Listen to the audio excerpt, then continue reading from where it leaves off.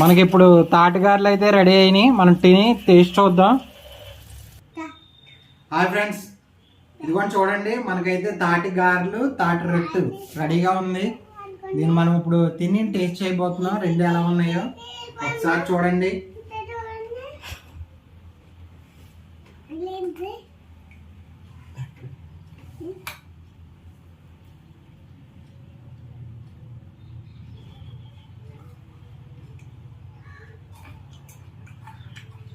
చాలా బాగుంది తాటిగారు అయితే. ఎలాగో చెప్పు.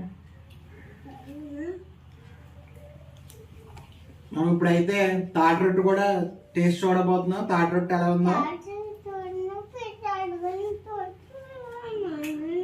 చాలా బాగుంది తాటి రొట్టు కూడా.